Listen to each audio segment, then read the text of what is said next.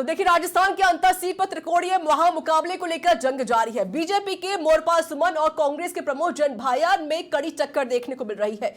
निर्दलीय प्रत्याशी नरेश मीणा भी दोनों को कड़ी टक्कर दे रहे हैं। उपचुनाव को लेकर सुरक्षा के चाक चौबंद इंतजाम किए गए हैं। उपचुनाव में सुबह से ही मतदाताओं का जोश दिखाई दे रहा है। सर्दी के बढ़ते असर के बीच ही वोटर्स अपने मताधिकार का प्रयोग करने बूथ पहुंच रहे हैं। इस बार दिव्यांग मतदाता भी सुबह सुबह बूथ पर पहुंच रहे हैं। अंतर चुनाव को ध्यान में रखते हुए सुरक्षा एजेंसी अलर्ट मोड पर है। वहीं चुनाव अवधि के दौरान किसी भी अवांछित गतिविधि को रोकने के लिए बॉर्डर इलाकों पर निगरानी बढ़ा दी गई है। अंतर विधानसभा उपचुनाव 2025 को लेकर ये जानकारी। और देखिए, इसी को लेकर आज महत्वपूर्ण चर्चा करेंगे। हमारे साथ सीधे मेहमान जुड़ चुके हैं, सीधे उनका रुख कर लेते हैं। हमारे संग प्रवक्ता है बीजेपी से अटल खंडेलवाल, आपका स्वागत है। प्रवक्ता है कांग्रेस पार्टी से भीमराव जाखड़ जी, आपका भी स्वागत है। और हमारे संग जुड़े हुए नरेश मीणा के समर्थक है नरेश नागर साहब, आपका भी स्वागत है। इसके अलावा हेमंत भाई गोयल जी हमारे संग जुड़े हुए हैं, पॉलिटिकल एक्सपर्ट। इसके अलावा घनश्याम दादीज हमारे संवाददाता, और इसके साथ ही मोहम्मद अनू भी हमारे संवाददाता, अनिल भार्गव भी हमारे संग जुड़े हुए हमारे सहयोगी। पहले मेहमानों के रुख करेंगे, इससे पहले हम अपने जो संवाददाता है उनका रुख कर लेते हैं, पूरी अपडेट लेते हैं कि आखिरकार बूथ केंद्रों पर चल क्या रहा है। अनिल, पहले आपका रुख करते हुए अभी क्या तस्वीरें वहां पर नजर आ रही हैं और कितने जो लोग हैं वो मतदान करने के लिए पहुंच रहे हैं? अनिल, तस्वीरें साझा कीजिए, अपडेट दीजिए फिलहाल की।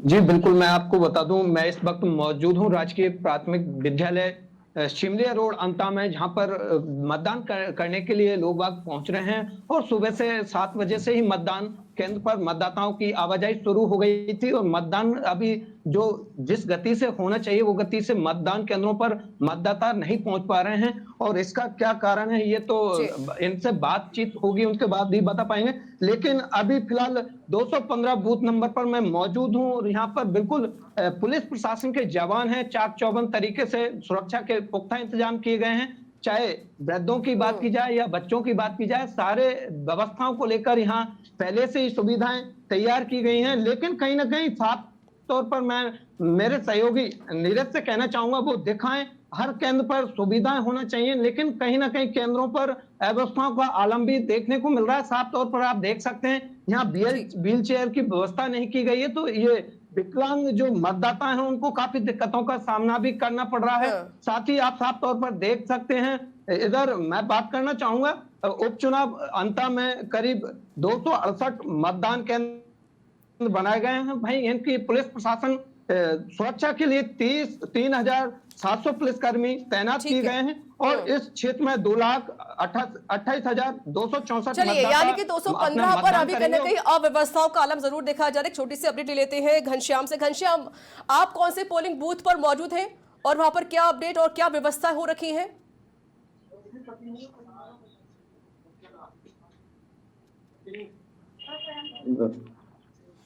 चलिए घनश्याम, आपकी आवाज थोड़ी सी क्लियर नहीं आ रही, फिर से जुड़ने की कोशिश करेंगे। हमारे संवाददाता मोहम्मद अनू भी जुड़े हुए हैं। घनश्याम, आवाज मिल रही है आपको? घनश्याम, आपने म्यूट कर रखा है, उसको अनम्यूट कीजिए। घनश्याम, अनम्यूट कीजिए अभी तरफ से। चलिए, आवाज नहीं मिल रही, फिर से जुड़ने की कोशिश करेंगे। मोहम्मद अनू, अभी आपके पास क्या अपडेट है मतदान को लेकर? मतदान को लेकर मैं अंता विधानसभा क्षेत्र के 205 नंबर बूथ केंद्र पर खड़ा हूं, जहां आप मेरे पीछे तस्वीरों पर देख सकते हैं। यहाँ मतदान करने के लिए मतदाता भी नहीं पहुंच रहे हैं, धीमी गति से मतदान हो रहा है। तो वहीं आपको बता दूं कि यहाँ जो त्रिकोणीय मुकाबला हो रहा है, 16 साल बाद त्रिकोणीय मुकाबला है। 2003 में त्रिकोणीय मुकाबला हुआ था। वहीं यहाँ आज जनता सरताज सजाएगी। किसके ऊपर सरताज सजेगा? क्योंकि जनता निकल रही है मतदान के लिए, लेकिन कई पोलिंग बूथ हमने ऐसे देखे जहां पर बिल्कुल भी मतदान की जो स्थिति है वह धीमी चल रही है। चलिए, यानी कि अभी कहीं ना कहीं दिक्कतें तो हैं। अभी कुछ ऐसे पोलिंग बूथ है जहां पर अभी अव्यवस्थाओं का आलम देखा जा रहा है, तो कुछ ऐसे पोलिंग बूथ है जहां पर अभी जो मतदाता है वो पहुंचे ही नहीं है। चलिए, मेरे संग आप सभी लोग बने रहिएगा। आप सीधे अपने मेहमान का रुख कर लेते हैं। हमारे संग जुड़े हुए प्रवक्ता है बीजेपी से अटल खंडेलवाल जी। अटल जी, अंता में उपचुनाव हो रहा है, जिससे पहले 2023 में ये सीट आपके ही कब्जे में थी, आपके ही यहाँ पर प्रत्याशी जीते थे। इस बार आपको क्या उम्मीद लग रही है अंता में, अटल जी? देखिए अंता के अंदर मतलब 3 लोग हैं जो कि मुख्य तरीके से चुनाव लड़ रहे हैं। वैसे तो और भी बाकी हैं, 15 प्रत्याशी हैं पूरे। प्रत्याशी जो हैं।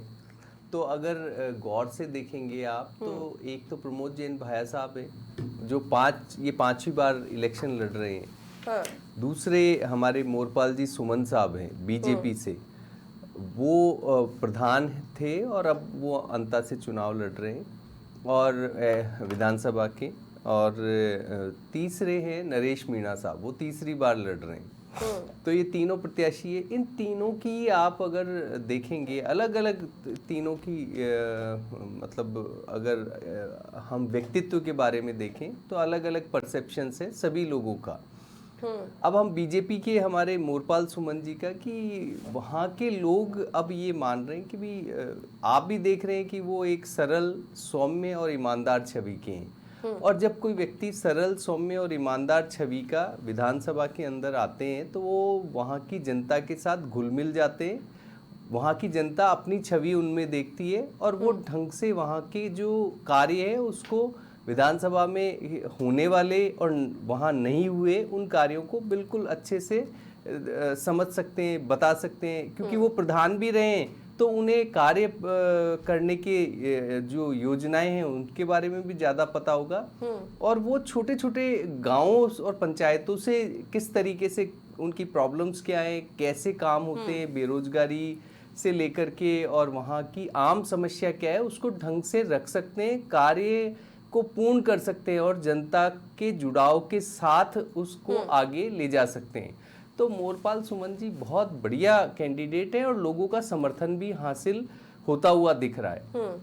ठीक है जाकिर साहब, 2023 में तो प्रमोद जैन भाया को ही आपने उतारा था जिन्हें हार का सामना करना पड़ा और इस बार फिर से आपने उन पर ही दाव खेला है।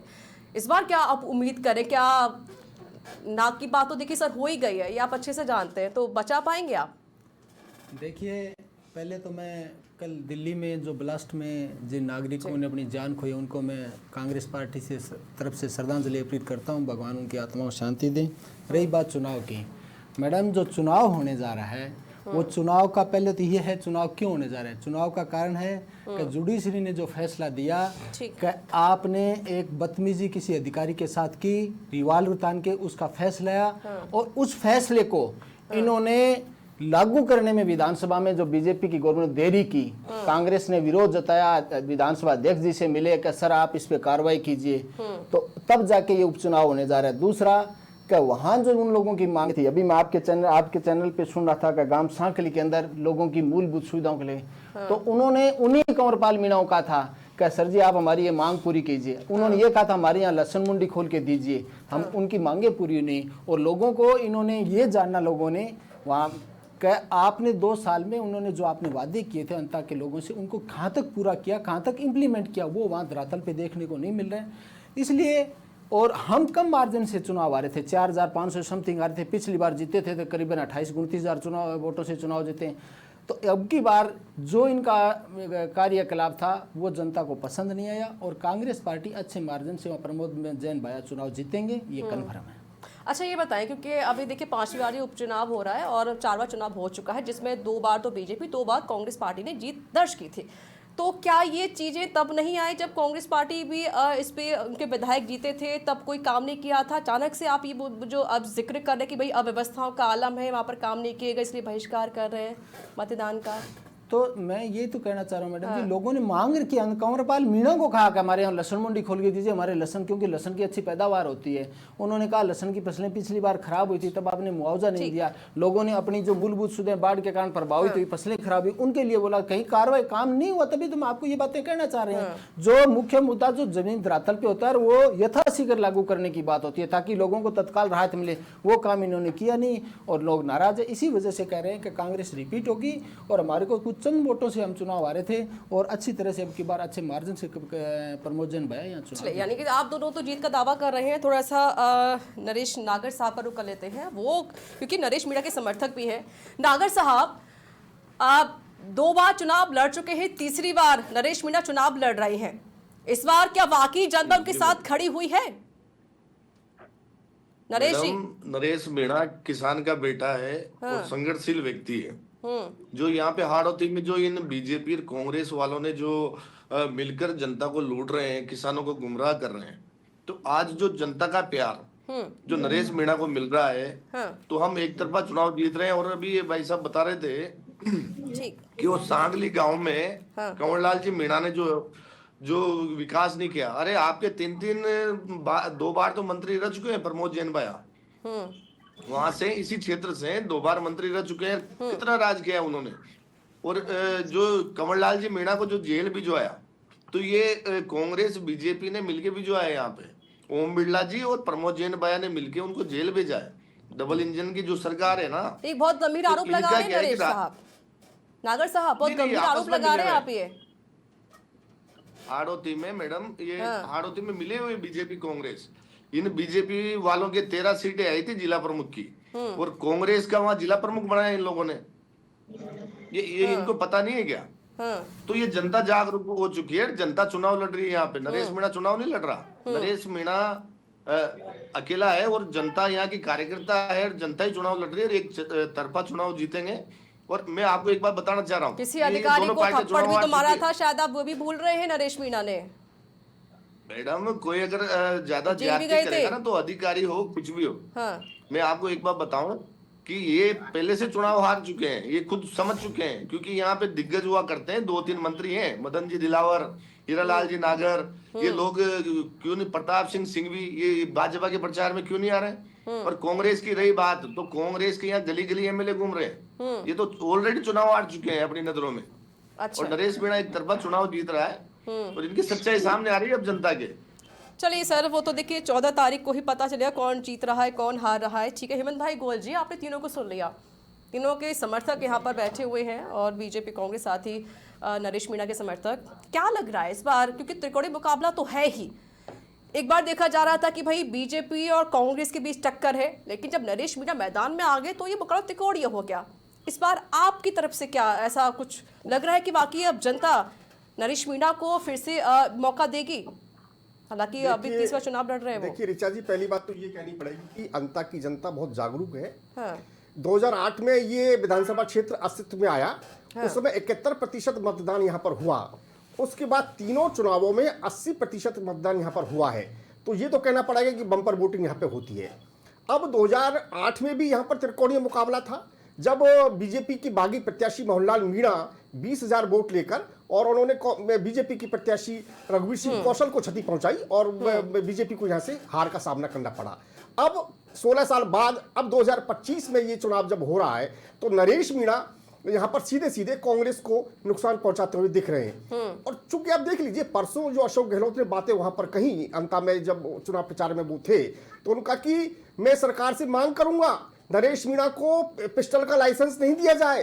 ये जब एसडीएम को थप्पड़ मार सकता है, तो ये तो विधायक बनने के बाद पता नहीं क्या करेगा। उन्होंने स्पष्ट तौर पे कहा कि नरेश मीणा ने देवली ओनियारा में हमको नुकसान पहुंचाया, 12 छबड़ा में इसने हमको नुकसान पहुंचाया, और यहां भी नरेश मीणा चुनाव नहीं जीत रहा है, लेकिन कांग्रेस को नुकसान पहुंचा रहा है। तो ये तो कांग्रेस की चिंता तो साफ नजर आ रही है, जब 3 बार के मुख्यमंत्री अशोक गहलोत इतनी बड़ी बातें वहां कह सकते हैं, और सीधे सीधे वो बीजेपी पर हमलावर नहीं है, वो नरेश मीणा पर हमलावर है। गोयल साहब, आप इनडायरेक्टली ये कहने की कोशिश कर रहे हैं कि कहीं ना कहीं नरेश मीणा कांग्रेस का वोट काट रहे हैं और बीजेपी को सपोर्ट कर रहे हैं। नहीं, मैं ये नहीं कह रहा वो बीजेपी को सपोर्ट कर रहे हैं, लेकिन वोट तो काट रहे हैं ना कांग्रेस पार्टी का। को बड़ा नुकसान कर रहे हैं। हाँ। क्योंकि मीणा वोट वहां पर करीब 16% है, और मीणा वोट का सीधा सीधा ध्रुवीकरण वहां पर नजर आ रहा है। एक बात, दूसरी बात, जो नरेश मीणा है वो धाकड़ वोट पर भी शहद लगाने की कोशिश कर रहे हैं, जबकि धाकड़ वोट बीजेपी का परंपरागत वोट माना जाता है, उस पर भी एससी वोट पर भी वो शहद लगाने की कोशिश कर रहे हैं। एक और अपडेट की बड़ी रैली मीणा समाज वहां पर 25 से 30,000% है, मतलब ऐसा जानकारी मिली है।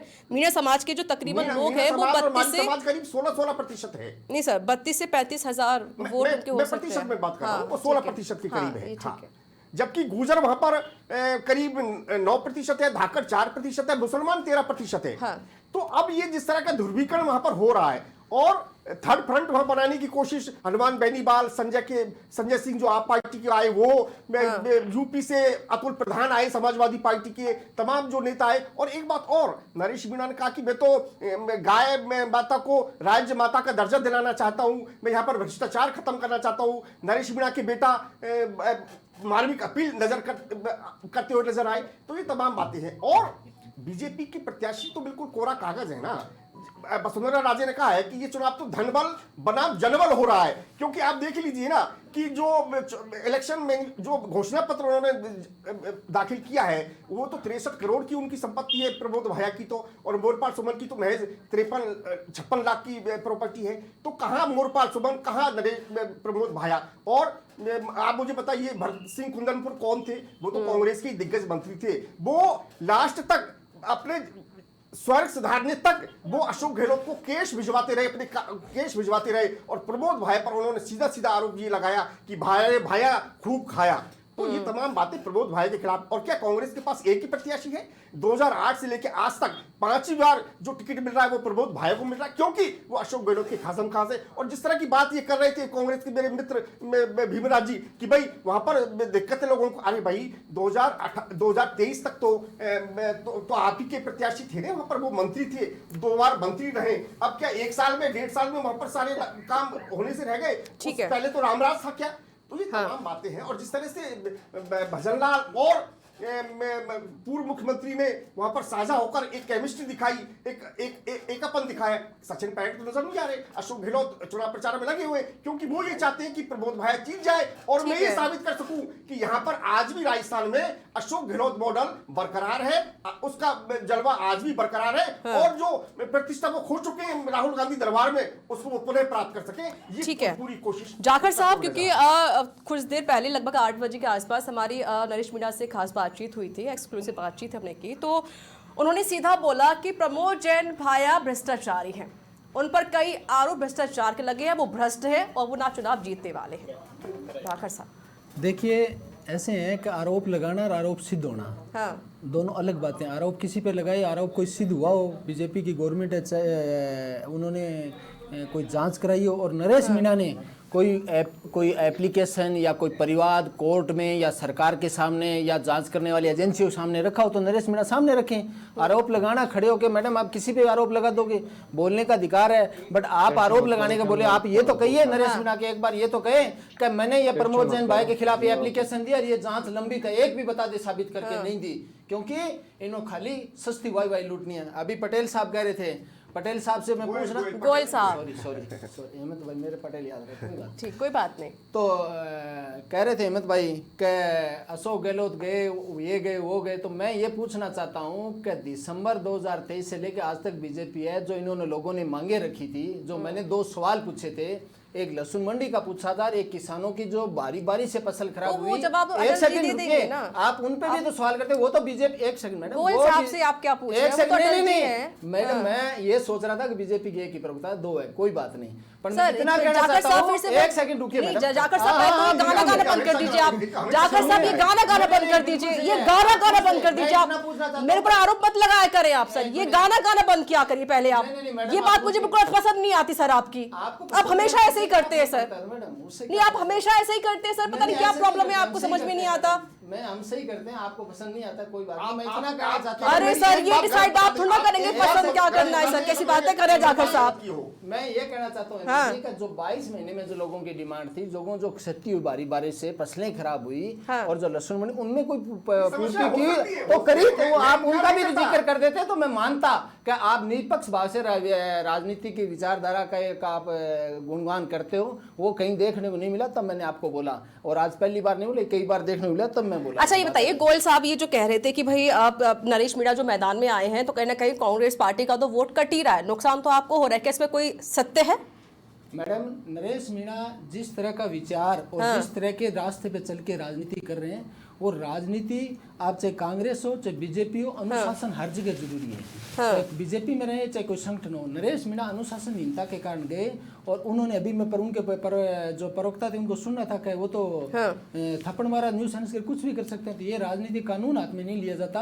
आप कानून के दरवाजे खड़ाइए, चाहे आप जो संबंधित संस्था जो देश में संविधान के कोटे में उसमें करिए कार्रवाई कीजिए, पर इस तरह नहीं करी जाती। मैं आपके चैनलों के समाचार पत्रों चैनलों के माध्यम से वो जो जैन को आप कांग्रेस में ले सकते हैं, जैन को आप वापसी करवा सकते हैं। सुनिए, कार्रवाई इस तरह नहीं की जाती कि जिस तरह नरेश मीणा कर रहे हैं चुनाव के अंदर, और चुनाव उनको टिकट देंगे तब पता चलेगा ना। अभी कांग्रेस में आए हैं और टिकट देंगे, वैसे तो आप कितने 47 बलात्कारियों को टिकट दी, वो आपको नहीं दिख रहा बीजेपी को, उसमें भी आपको बोलना चाहिए। फिर आप कैसी बातें कर रहे हैं? आप रुकिए एक बार। तो मैं इतना कहना चाहता हूँ मैडम, अनुशासनहीनता कहीं बर्दाश्त नहीं है, चाहे कोई भी संगठन हो, कोई पॉलिटिकल पार्टी हो, और जो आम जनता है उसके साथ अच्छी तरह से पेश आना चाहिए। कांग्रेस बीजेपी के नेता भी मिलते हैं, क्या मैदान में नहीं मिलते? क्या कहीं एयरपोर्ट पे कोई कार्यक्रम में नहीं मिलते हैं? सब अच्छी तरीके से मिलते हैं। तो इतना कहना चाहते हैं कि नरेश मीणा को अनुशासन का ध्यान रखना चाहिए। बाकी राजनीति करना, चुनाव लड़ना सबका संवैधानिक अधिकार है, वो लड़िए, अच्छे तरीके से लड़िए। बट मैं इतना कहना चाहता हूँ कि नरेश मीणा जी, नागर साहब कुछ कहना चाहते हैं, पहले थोड़ा सा उनकी नागर साहब बोलिए।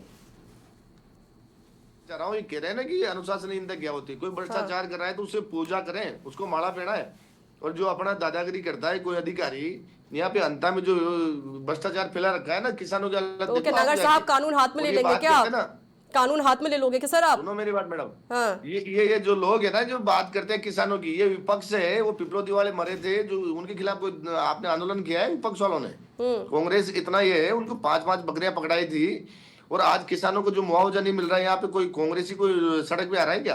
हाँ। ये बीजेपी, ये दोनों मिले हुए हैं मैडम। ये अच्छा। कांग्रेस बीजेपी वाले बैठ के ठीक है ना, ये शोषण कर रहे हैं जनता का। ठीक है। आज जो स्थिति पैदा करके ना हर चीज की, किसानों को खाद नहीं मिल रहा है, खाद के साथ अटैचमेंट दे रहे हैं, और यह इतनी पीड़ित है। अगर ये जितना काम जनता में कर लेना, आज देख रहे हैं इनकी हालत, जो गली गली घूम रहे हैं इनके नेता, बड़े बड़े एमएलए, मंत्री, पूर्व सीएम, पूर्व मुख्यमंत्री, आपने कभी देखा है गलियों में घूमते हुए? वो आज यहाँ अंता की धरती पे नरेश मीणा किसानों का बेटा है, उसने दिखा दिया कि चुनाव क्यों अभी तो इतना रोड शो किया था बीजेपी कांग्रेस पार्टी ने, दोनों तरफ से काफी रोड शो हुआ है, घर घर तक पहुंचे हैं सभी। इनके क्या है कि ये जो है ना, इनके जो लोग हैं, पूरी सरकार यहाँ पड़ी हुई है, उस रोड शो में इन्हीं के नेता है और इन्हीं के अधिकारी हैं। जिसकी सरकार होती है ना, उसके 2-4 हजार तो अधिकारी होते हैं, पुलिस सारे कार्मिक जो अधिकारी होते हैं। जनता का नरेश मीणा का जो वहाँ लोग थे ना, वो आम जनता थी, जो एक डीजल नहीं भरवाया किसी गाड़ी में। अच्छा, ये कैसे कह सकते हैं आप? ये कैसे कह सकते हैं? मतलब अगर आपके रोड शो में अगर लोग आते हैं तो वो जनता है। मैडम मैं धाकड़ समाज से हूँ, ये कह रहे ना, धाकड़ समाज से हूँ मैं। धाकड़ समाज बीजेपी का कोर वोट बैंक रहा है, पहली बार नरेश मीणा को दे रहा है एक तरफा। तो धाकड़ साहब आप पर आरोप लगा रहे हैं फिर सर?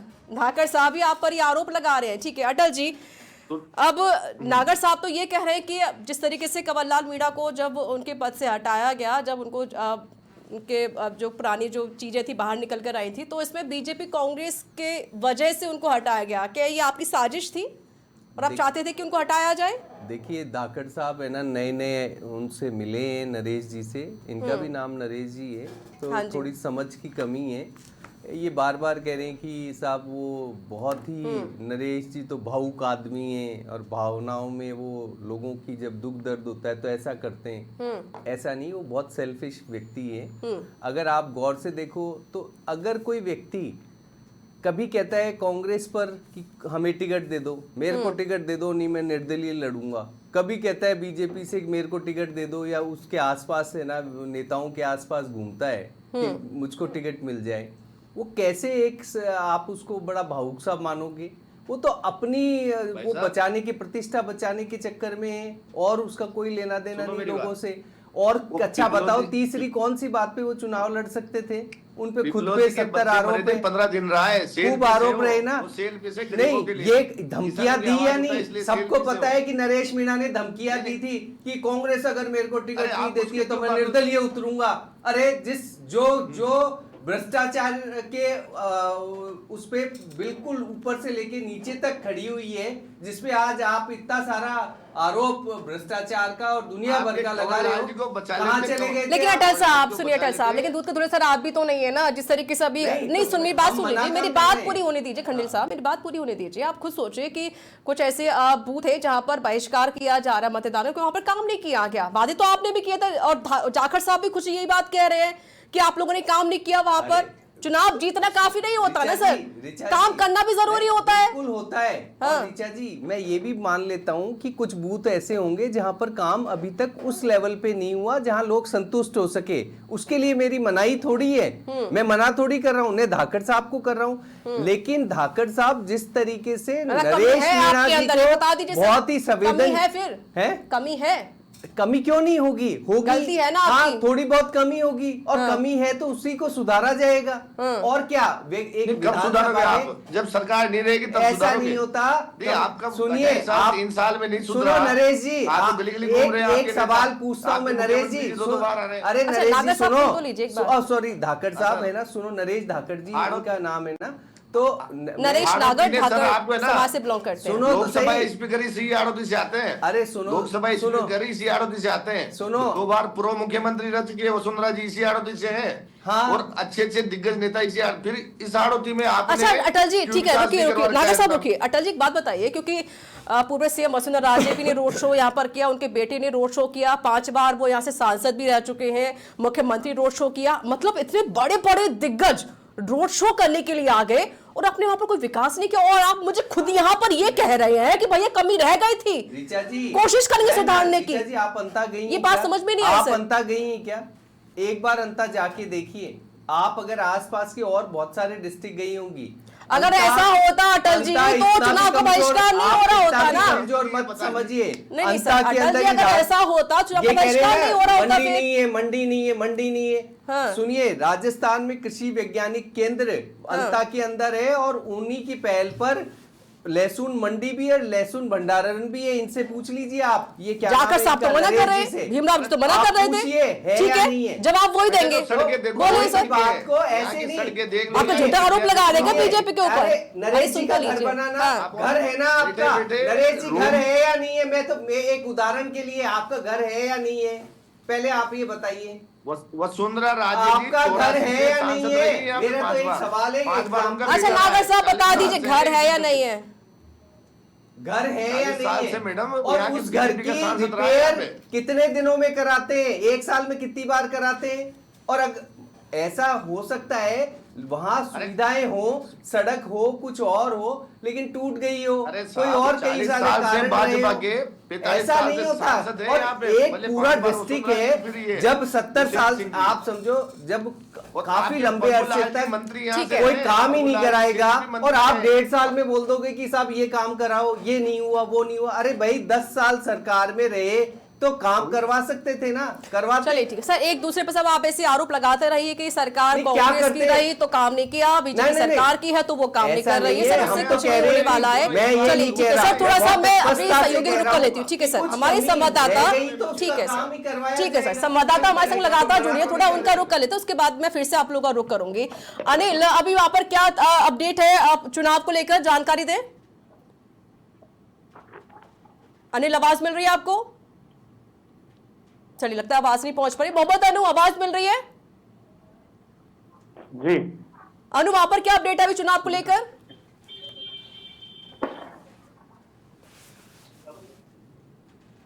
अनु, आवाज मिल रही है आपको? जी जी जी। बिल्कुल। अनु, क्या अपडेट है अभी चुनाव को लेकर? लगता है हमारी आवाज नहीं पहुंच जी पा बिल्कुल, मैं आपको बता दूं, सॉरी, अंता विधानसभा क्षेत्र में करीब 10 बजे तक 15% मतदान हो चुका है और कहीं ना कहीं लोग बाग धीरे धीरे घरों से निकलते आ रहे हैं और मतदान केंद्रों पर मतदान करने के लिए पहुंच रहे हैं। भाई पुलिस प्रशासन जगह जगह सुरक्षा इंतजाम को लेकर मुस्तैदी के साथ लगा हुआ है और शांतिपूर्ण तरीके से क्षेत्र में मतदान किया जा रहा है। भाई हमारे जिला कलेक्टर हैं, लोगों से अपील करते नजर आ रहे हैं कि निष्पक्ष होकर, निडर होकर अपने मतदान केंद्रों पर पहुंचे और मतदान करें और लोकतंत्र को मजबूत करने के लिए मतदान करें। और जब कहीं ना कहीं मतदाता मतदान केंद्रों पर पहुंच रहे हैं और मतदान कर रहे हैं तो लोगों में उत्साह तो देखा जा रहा है, लेकिन लोगों की सबसे बड़ी मांग ये दिखाई क्षेत्र विकास करेगा जो गरीब के साथ रहेगा और जो गरीब का सारथी बन के काम करेगा, हम ऐसे कैंडिडेट को अपना प्रत्याशी बनाकर विधानसभा क्षेत्र में पहुंचाएंगे। फिलहाल कहीं ना कहीं अब ये मतदान लोग बाग करते आ रहे हैं, वे मतदान पेटियों में जमा होते जा रहे हैं। अब देखने वाली बात यह होगी कि 14 तारीख को किसके सर पर ये ताज बंधेगा और कौन ये विधानसभा क्षेत्र का मुखिया बनेगा, ये तो 14 तारीख को निर्णय किया जाएगा। अभी फिलहाल अभी यानी कि मतदान अभी सुचारू रूप से चल ही रहा है मतदान के। ठीक है मोहम्मद अनु, क्योंकि वहां पर भी लोगों ने मतदान का बहिष्कार किया और लोग कह रहे हैं कि भैया वहां पर काम नहीं किया गया इसलिए हम मतदान नहीं करना चाहते। अभी क्या वहां पर स्थिति है और क्या सिचुएशन है, क्या लोग तैयार हो गए हैं मतदान करने के लिए? अनु, प्रशासन द्वारा उनसे समझाइश की जा रही है। प्रशासन लगातार समझाइश करने में लगा हुआ है कि मतदान का बहिष्कार न करे और मतदान करे, आपकी जो समस्याएं होंगी उनका समाधान किया जाएगा। लेकिन ग्रामीण अभी भी अपनी जिद पर अड़े हुए हैं, क्योंकि शमशान तक जाने के लिए रास्ता और वहां सड़क को लेकर कई वर्षों से परेशानियां थी। इसको लेकर कई बार वहां के ग्रामीणों ने जब भी चुनाव आए उन्होंने बहिष्कार किया, प्रशासन द्वारा समझाइश की गई लेकिन उनकी समस्याओं का समाधान नहीं किया। लेकिन आज उन्होंने ठाना और 5 ग्रामीणों ने मतदान बहिष्कार का निर्णय लिया और बहिष्कार किया। प्रशासनिक अधिकारी द्वारा जिला निर्वाचन अधिकारी रोहिताक्ष सिंह तोमर द्वारा लगातार उनसे संपर्क साध कर वहां पर मतदान बहिष्कार को खत्म करने की बात कर रहे हैं, लेकिन वहां अधिकारी भी पहुंच रहे हैं और अधिकारी भी बात करके समझाइश कर रहे हैं। ठीक है अनु, आपके जिस यहाँ पर आप मौजूद हैं बूथ संख्या क्या है और क्या वहां पर अभी किसी भी व्यक्ति ने कोई मतदान नहीं किया है सुबह से? ये बूथ संख्या 205 है। यहाँ पर मतदान करने के लिए आए हुए थे, मतदान करने आ रहे हैं। लेकिन मैं आपको बता दूं 30 से 39 वर्ष के जो मतदाता है वो सबसे अधिक है। लेकिन अभी जो बुजुर्ग महिलाएं, बुजुर्ग लोग ही यहाँ मतदान करने के लिए पहुंच पा रहे हैं। युवा पीढ़ी अभी तक यहाँ बहुत कम नजर आ रही है मतदान कर, उनमें कम रुझान देखने को मिल रहा है क्योंकि वो कम पहुंच पा रहे हैं यहाँ पर। ठीक है घनश्याम, अभी आप कौन सी बूथ संख्या पर मौजूद है, वहां पर क्या अपडेट है चुनाव को लेकर? गढ़ बूथ पे जी, और यहाँ पर धीमी गति से मतदान हो रहा है। मतदाता बड़े उत्साह के साथ यहाँ पर मतदान कर रहे हैं। पुलिस प्रशासन द्वारा भी यहाँ पर व्यवस्था देखी गई है। दूसरी दिव्यांगजनों की यहाँ पर अलग से व्यवस्था की गई है। अभी तक कितने फीसदी मतदान हुआ है घनश्याम? लगभग प्रतिशत यहाँ पर मतदान हो चुका है। चलिए ठीक है गोयल साहब, क्योंकि आपने देखिए अभी फिलहाल जिस तरीके से हम अब दोनों को सुना, आपने तीनों को ही सुन लिया, बीजेपी और साथ ही कांग्रेस और इसके अलावा जो नरेश मीणा के समर्थक है उनको आपने सुना। लेकिन कहीं ना कहीं ये भी देखा जा रहा है कि बीजेपी और कांग्रेस एक तरीके से नरेश मीणा से थोड़ी डरी हुई भी लग रही है। एक तरफ तो कह रहे कि भैया वो कांग्रेस पार्टी का अब वोट काट रहे हैं, तो बीजेपी कह रहे कि भाई नरेश मीणा ने जिस तरीके से हरकत की थी उसके खिलाफ उनको जेल भी जाना पड़ा। लेकिन कहीं ना कहीं हम ये भी मान सकते हैं हेमंत भाई जी कि जनता थोड़ी सपोर्ट में है नरेश मीणा के। हमने जो जन समर्थन देखा है मैदान में वो कहीं ना कहीं दिखाई तो देता है नरेश मीणा की ओर।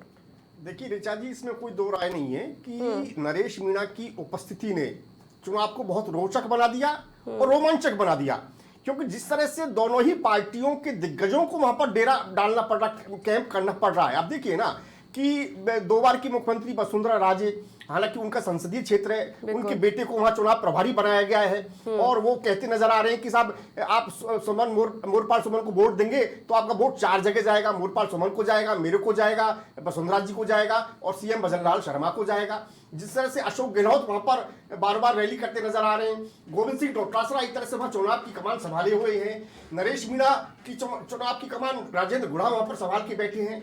तो जिस तरह का रोचक चुनाव वहां बन गया, और एक बात और स्पष्ट है कि मीणा वोटों का यहां पर ध्रुवीकरण होता हुआ नजर आ रहा है।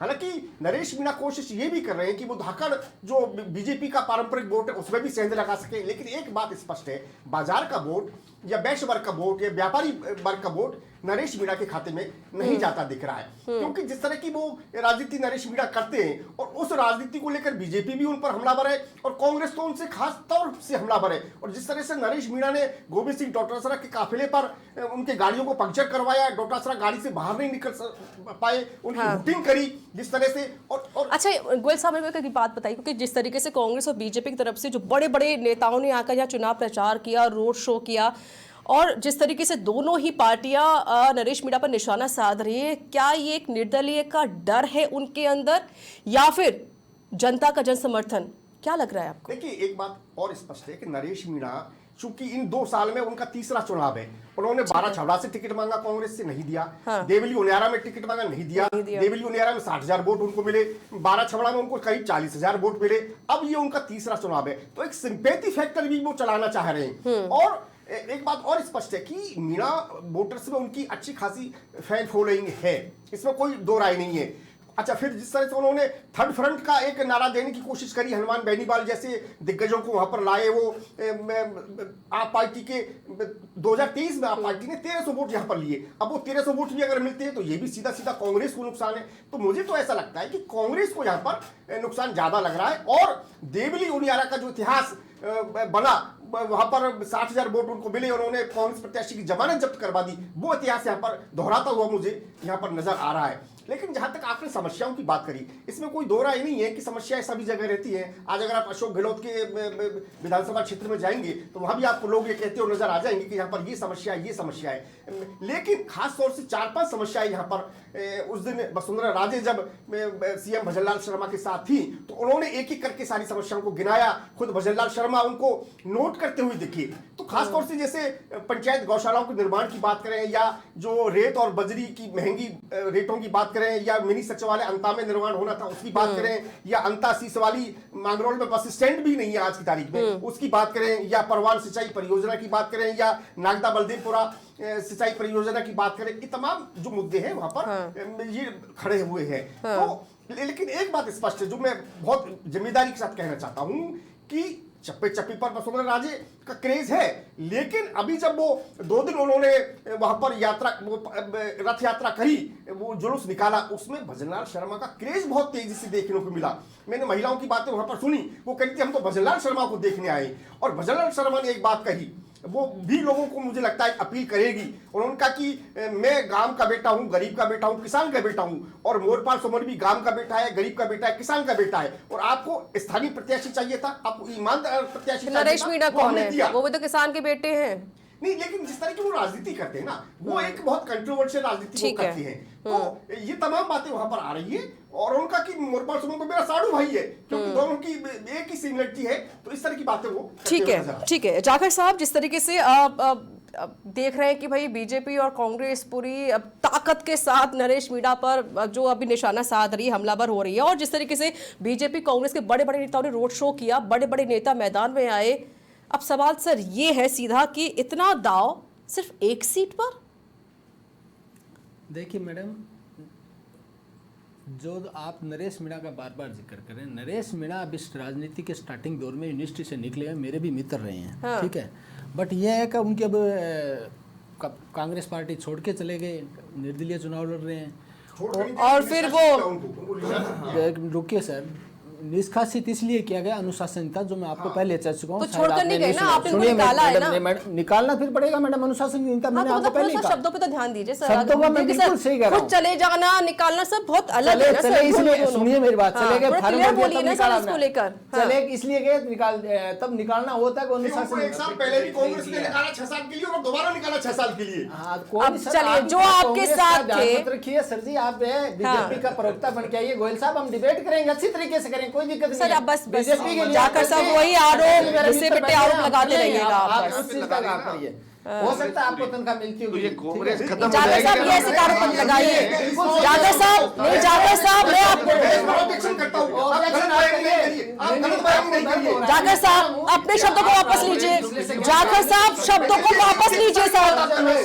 जाकर साहब शब्दों को वापस लीजिए सर, नहीं चलेगा सर, ये नहीं चलेगा सर। मैंने उनको बुलाया है, आप होते कौन बोलने वाले सर, आप ये नहीं बोल सकते सर। शब्द वापस लीजिए अपना, आप ऐसे कैसे बोल सकते हैं सर? पॉलिटिकल एक्सपर्ट है वो, आप कैसे बातें कर रहे हैं?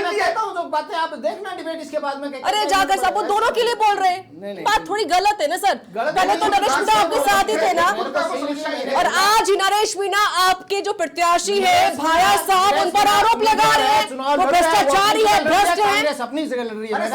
पूछो नरेश मीणा किसका आदमी है सर? मेरी बात सुनो, चुनाव लड़ रहे बाया जी लोकसभा चुनाव वो लड़ ले, बाया जी की पत्नी जिला प्रमुख बन जाए, बाया जी का बेटा जिलाध्यक्ष बन जाए एनएसयूआई का, सब बाया जी ले रहे हैं। ये नरेश कांग्रेस जी, वाले कब सारे नेता क्यों डाल दिया आपने? उपचुनाव है तो इतना क्यों डर सर, रहे हो? आपने सब इससे जगह कोई से बुला रहे हो, शर्म आप नहीं है यूपी से बुला रहे हो, अतुल प्रधान को, संजय सिंह को बुला लो, भानु बेनीवाल को बुला रहे हो, राजेंद्र गुप्ता को बुला रहे हो, आप भी तो बुला रहे हो, वो नहीं दिख रहा। आप 2028 में ना आपके सारे नेता नरेश मीणा के सामने खड़े रहेंगे, मैं कोई बता दूं दिक्कत नहीं, आपको। वो समय अरे तो कहीं ऐसा तो नहीं है उपचुनाव 2028 का ट्रेलर बन रहा हो, ठीक है? समझ रहे हो आप? क्रांति है, क्रांति का आगाज हो चुका है, अंता की धरती से अंत होगा अच्छा, सबका। यानी कि ये ठीक BJP है। वाले जो मिले हुए हैं ना, ठीक है, यानी कि BJP नागर साहब कांग्रेस आप तो यहाँ पे जो अच्छा मिलके ठीक है, नागर शोषण साहब कर सवाल रही है। आपसे ही अब मेरा, नागर साहब आपने मतलब एक बड़ी बात कह दी, मैंने पॉइंट पकड़ लिया कि आप कह रहे कि भैया ये तो ट्रेलर हो गया ना एक तरीके से उपचुनाव जो हो रहा है अंता में, यानी 2028 की तस्वीर बिल्कुल अलग होगी, फिर रणनीति तैयार करें आप अभी से उपचुनाव में ही 2028 की। मैडम जो इनकी स्थिति हो रही है ना, हम तो तैयारी कर रहे हैं ना, हमें तो आरोपी आजाद करवानी है। जो ये कांग्रेस बीजेपी मिलके वाले लूट रहे हैं ना जनता को, जो ये मिले हुए हैं, ये सब आपस में यहाँ पे सारे बीजेपी कांग्रेस के नेता मिले हुए हैं। आज बिरला जी बाया जी को जिता रहे हैं। आज ये जिनके नेता हैं, ये आज मदन जी दिलावर यहाँ पे मंत्री है, आड़ोती में हीरालाल जी नागर मंत्री है, और प्रताप सिंह भी नेता है, वो दिग्गज नेता। इनका प्रचार करने क्यों नहीं आ रहे भाजपा का? आप बताओ, मैं पूछना चाह रहा हूँ। ठीक है, सब बाया से मिले हुए हैं। प्रताप ठीक है। सिंह भी एक है, अटल बिरला साहब, जी एक है, कोई अंदरूनी आपस कला में चल रही है पार्टनर क्या है। आप लोग के बीच में? देखिए ये ये इनका कांग्रेस बीजेपी एक है, और ये गुमराह अच्छा, कर रहा है सुन तो जनता को। और लीजिए, नरेश नागर मीणा साहब एक सुन तरफा तो चुनाव लीजिए, जीत रहा है, अब मैं तो बता दूं सुन लीजिए आपको। अटल जी जो नरेश जी है और 14 को ये उनके पास कार्य तो कुछ है नहीं, उनको तो आरोप लगाना एक कार्य मिला हुआ है काय का आरोप लगा कि रहे कभी हैं? है ना किस विपक्ष पे की भूमिका भाई नरेश मीणा निभा रहा वसुंधरा है। राजे जी हमारी आपको बता दूं, वरिष्ठ है ना विरोधी इतना नेता, बड़ा कांड हुआ है।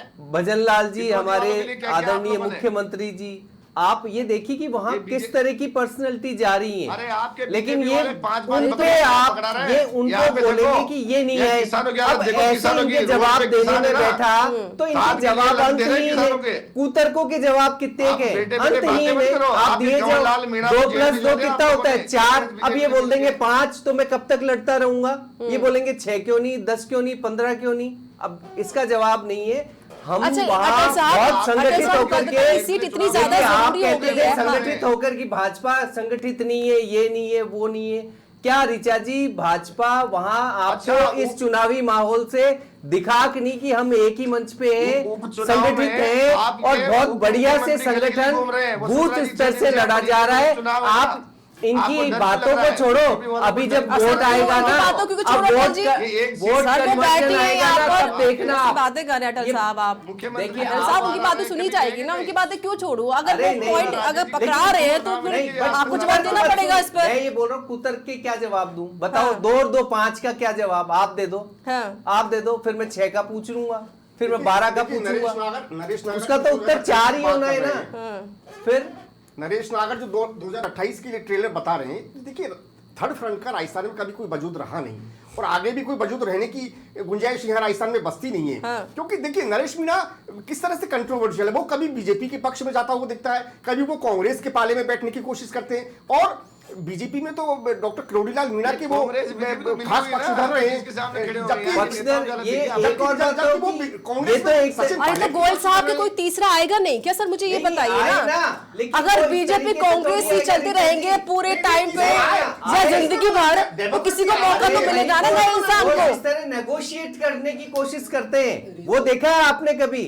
ऋचा जी चलिए, व्यक्ति कुछ को जाकर साहब नेगोशिएट कुछ कहना करने चाहते की हैं। कोशिश करे और फिर अपने आप को निर्दलीय बताए और बहुत अलग से ठीक है। बताए, ये ठीक नहीं है। भीमराज जी, ठीक है, हाँ। सुनो सर, यहाँ राजस्थान में संभावना नहीं है। जमींदारा पार्टी भी आई, किरोड़ी मीणा जी ने पार्टी बनाई, इसका कारण बता दो आप तो मेरे को। दूसरी बात करो, हनुमान बेनीवाल ने भी बहुत कोशिश करी, क्या हुआ इससे?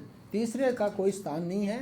और निर्दलीय आप चुनाव लड़ रहे हो तो चाहो चुनाव की मान मर्यादा को लड़के लड़िए, डिबेट करो, डिबेट की भी मान मर्यादा रख रही है। नरेश मीणा भी तो डिबेट में प्रवक्ता हूं, तुम कहता है ये अच्छा, लेकिन आप ये जो कह रहे हैं जाकिर साहब, आप ये जो कह, अरे बोले हम एसडीएम को आप तो मुझे तो सुन लीजिए कम से कम। आप लड़िए चुनाव, आपका हक और अधिकार। ठीक है जाकिर साहब, आप ये जो कह रहे हैं कि भैया राजस्थान में सिर्फ 2 ही पार्टी चलने वाली है, बीजेपी कांग्रेस, मतलब कोई तीसरा व्यक्ति, तीसरी पार्टी सोचे ही ना, या तो एक मिनट, या तो बीजेपी के साथ चला जाए या कांग्रेस के साथ चला जाए, अपना कुछ ना हो। आप करिए, आपको इनके लूटने का काम है, बंद होगी दुकानें। यहाँ स्टेट बड़ा है मैडम, यहाँ। अरे सर, आप तो पहले से डिमोटिवेट कर रहे हैं सर, आप पहले से डिमोटिवेट कर रहे हैं उनको। आप खुद ही बोल रहे हैं कि बीजेपी कांग्रेस राजस्थान में, सिर्फ दो ही पार्टी। उदयपुर से तो सुपड़ा साफ हो गया, बाप पार्टी ने कर दिया दोनों का। उदयपुर साइड में हाँ। इनका सुपड़ा साफ कर दिया, उधर हनुमान जी चलिए, ठीक है, पकड़ा गया विधायक। अरे सुनिए इतने सर, क्या सुपड़ा साफ कर दिया? अभी वो भ्रष्टाचार में पकड़ा गया कि नहीं एसीबी ने? सर जिस अभी हिसाब पकड़ा से है। एक मिनट, अरे जिस आप हिसाब बात से करते हो ईमानदारी अरे सुनिए, ये ईमानदारी की जिस हिसाब से बीजेपी और कांग्रेस, अरे सुन तो लीजिए सर, अटल साहब सुन लीजिए, जिस हिसाब से आप दोनों सर जो आरोप लगा रहे हैं ना नरेश मीणा पे, मुझे लग रहा है कि शायद आप बाकी लोग डरे हुए हैं निर्दलीय, मुझे ऐसा फील हो रहा है। ठीक है, मैं पहले संवाददाता का रुख कर लेती हूँ, फिर मैं आपका रुख करूंगी। ठीक है, ठीक है अनिल, ठीक है अनिल, अभी कितना फीसदी मतदान हो चुका है, जानकारी दें चुनाव को लेकर।